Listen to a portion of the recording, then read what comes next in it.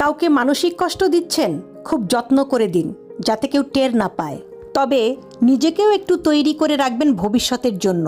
যে কষ্টগুলো কাউকে দিচ্ছেন, দুনিয়াতে তার পুরোটা না হলেও মিনিমাম 1/3 ভোগ তো করেই যেতে হবে আপনাকে। গোলাকার এই পৃথিবীতে আপনার দেয়া কষ্টগুলো ঘুরে ফিরে কিন্তু আপনার কাছেই একদিন না একদিন ফেরত আসবে।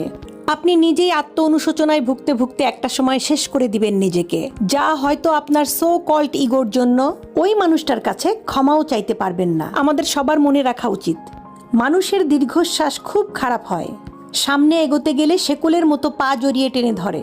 ভালো থাকুক আমাদের চারপাশের মানুষগুলো, ভালোবাসার মানুষ, ঘৃণার মানুষ, কাছের মানুষ, দূরের মানুষ, সবাই ভালো থাকুক। অভিশাপ না দিলেও রুহের হায় বলে একটা কথা আছে, যাকে রিভেঞ্জ অফ নেচার বলে, যেটা আমাদের বিশ্বাস করতেই হবে। প্রকৃতি কিছু ভোলে না, সময়ের ব্যবধান মাত্র।